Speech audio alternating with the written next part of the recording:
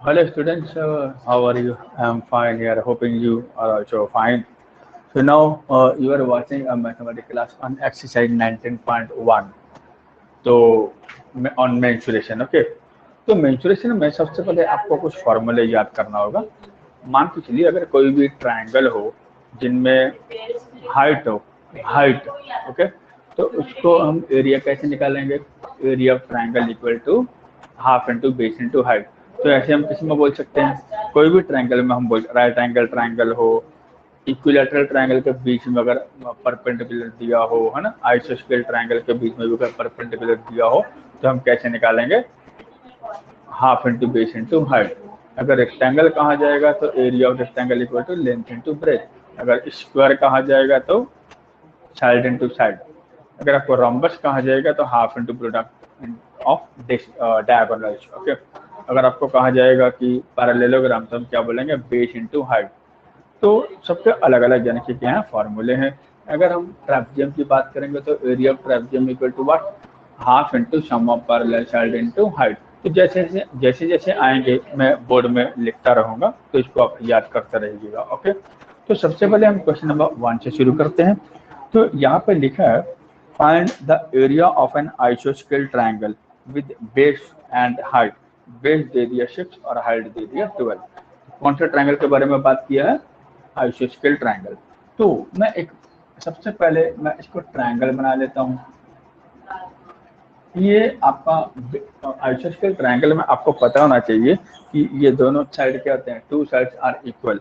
तो बेस आपको दे दिया है 6 सेंटीमीटर, ओके, और ये जो आपका हाइट है ये आपका दे दिया है 12 सेंटीमीटर। क्लियर हो गया? अब आपको साफ समझ में आ गया कि ये क्या बन गया, एक तरह का हाइट आ गया और बेस आ गया ना। हाइट किसके ऊपर में है? बेस के ऊपर में। तो बेस भी दिया है, हाइट भी दिया है, ओके। तो फिर इसका सिंपल एरिया ऑफ ट्रायंगल कैसे निकालोगे? Half into base into height. Very easy, okay. तो सबसे पहले हम देखेंगे क्या, हम इसमें देखेंगे कि क्या what is given in the question, क्या क्या बताया है। पहले मैं लिखूंगा गिवन बेस हमारा दे दिया 6, बेस का हम क्या लिखेंगे? D.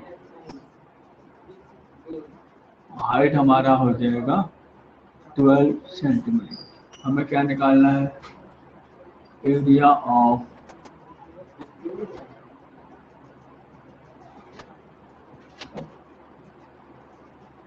आइसोस्केल triangle half into base into height. तो ये जो मैंने अभी फॉर्मूला लिखा है ना, इसको मैं आपको बताऊंगा कैसे इसको याद करोगे।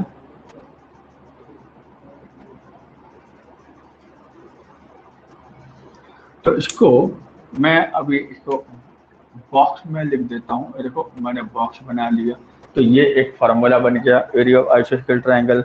आप ये मत सोचिएगा कि ये पार्टिकुलर आइसोस्केल ट्रायंगल का फार्मूला है, क्योंकि आइसोस्केल ट्रायंगल तो ऐसे होते हैं, ऐसे बीच में हाइट नहीं दिए होते। अगर नहीं दिए होंगे तो ये फार्मूला बिल्कुल भी अप्लाई नहीं करना है, ठीक है, ये तो रॉन्ग हो जाएगा। इसमें तो हाइट दिया हुआ है, इसलिए हमने ये वाला फार्मूला अप्लाई किया, ओके। तो ये जो फार्मूला है ये किसमें लागू होगा? राइट एंगल ट्रायंगल में। क्लियर हो गया? जिसमें हाइट और बेस होते हैं। अब आ जाओ क्वेश्चन नंबर 2। तो क्वेश्चन नंबर 2 में दिया है a uniform path of width 4 metre around a square of side 11 metre, okay. आपको बता दिया है क्वेश्चन नंबर 2 में कि ये आपका स्क्वायर है। ये आपका स्क्वायर कितना है? 11 मीटर। तो सारे साइड क्या है? बराबर है, ओके। ये पूरा स्क्वायर है।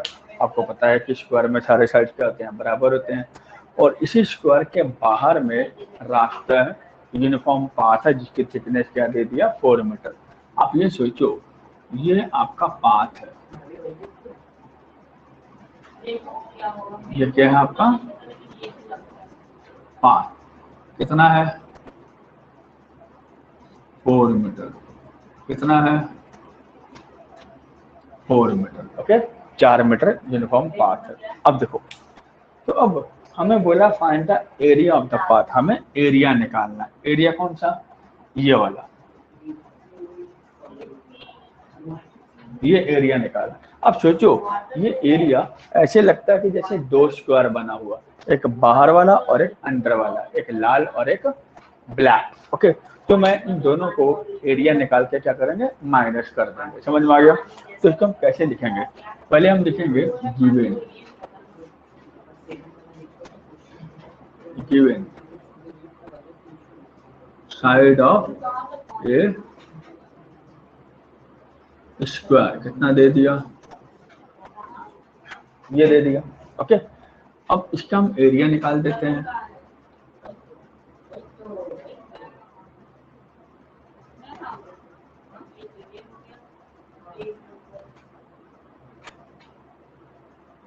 तो ये हमारा एरिया निकला है। तो इसका एरिया स्क्वायर का फॉर्मूला क्या है?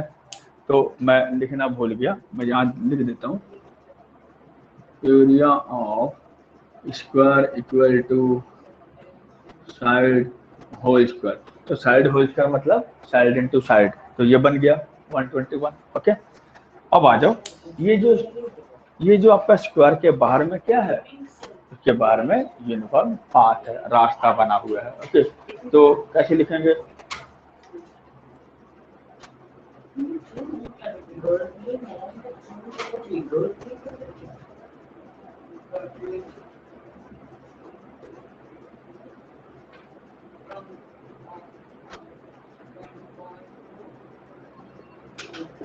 अब देखो, यूनिफॉर्म जो पाथ है वो स्क्वायर के बाहर की तरफ है।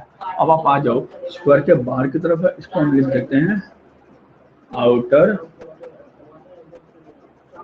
डायमेंशन। ओके, तो आपको ये जो बाहर वाला जो आउटर डायमेंशन है, ये भी आपको क्या लग रहा है, स्क्वायर ही तो लग रहा है। देखो, तो इसका हम साइड कैसे निकालेंगे? ये आपका 11 तो है ही, तो यहाँ से लेके यहाँ तक ये कितना हो गया, 11, और यहाँ से लेके यहाँ तक कितना हुआ, 4, यहाँ से कितना हुआ, 4। तो इसका मतलब ये हुआ कि हमारा 4 + 4 कितना हो गया, 8। तो क्या करेंगे, हम इसको प्लस करेंगे तो कितना आ गया, 19 मीटर। क्लियर हो गया? तो अब देखो ये 19 मीटर आ गया। अब इसको भी हम निकालते हैं, एरिया ऑफ आउटर डायमेंशन कितना आ गया, 19 × 19। ओके, तो 19 × 19 अगर हम करेंगे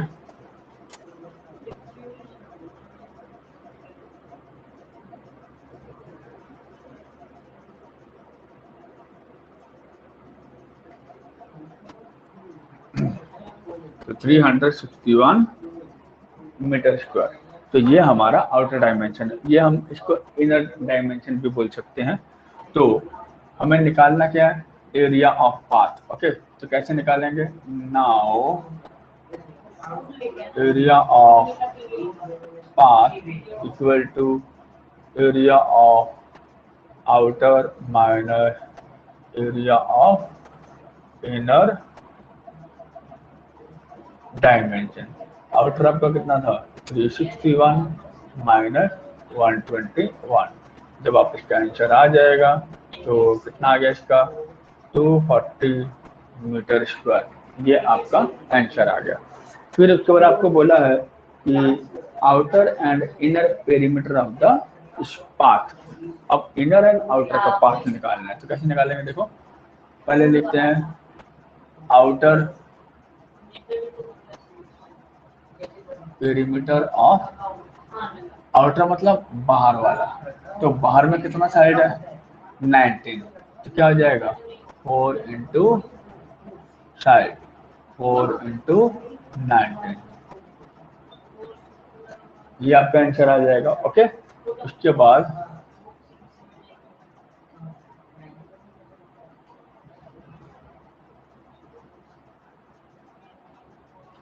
इनर पेरीमीटर 4 × साइड, 4 × इनर कहता है कितना है, 11, 4 × 11 मीटर। तो हमारा आंसर आ गया 44। 44 क्या आएंगे, मीटर आएंगे, और एरिया में क्या होते हैं, मीटर स्क्वायर यूनिट होते हैं। क्लियर हो गया? तो नेक्स्ट हम क्वेश्चन की बात करेंगे, find the side and diagonal of a square whose area is 64। Area of square बता दिए 64 मीटर स्क्वायर। तो हमें क्या निकालना है, साइड और डायगोनल। तो देखो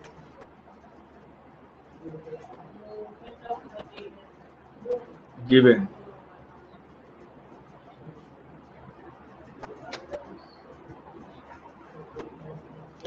आपको पता है कि एरिया स्क्वायर दिया हुआ है, तो आपको फॉर्मूला पता है कि एरिया स्क्वायर का फॉर्मूला क्या है, साइड इंटू साइड, यानी कि मैंने इसको यहाँ पे लिख दिया साइड होल स्क्वायर। ओके, तो अगर मैं साइड निकालूंगा तो ये हमारा रूट में आ जाएगा, तो साइड आ गया 8 मीटर। ओके, अब आपको साफ समझ में आ गया। जब आपका साइड निकल गया, now you have to find out what diagonal of a square. तो मान के चलो ये आपका स्क्वायर, ओके, ये 8 है, ये 8 है, ये 8 है, ये 8 है।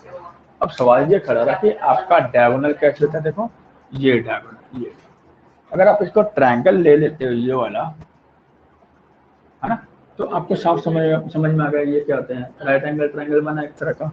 अब आ जाओ now to find what diagonal. Okay, diagonal निकालने के लिए हम कैसे निकालेंगे, देखो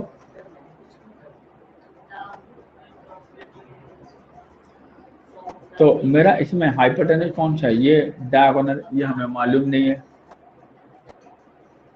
परपेंडिकुलर कितना है, ठीक है, तो इसको हम कैसे लिखेंगे, देखो, और इसको मैं लिख देता हूँ 128। कैसे है 128 बोलो, 8 स्क्वायर 64, 64 128। तो अगर मैं हाइपोटेनस निकालूंगा तो रूट ओवर, अब आप तो स्क्वायर रूट कर ही चुके हो, तो क्या बन जाएगा इसमें,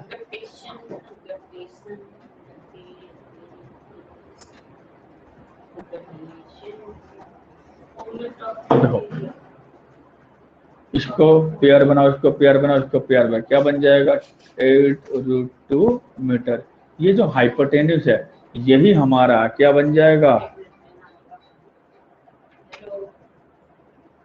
डायगोनल इक्वल टू 8√2 मीटर।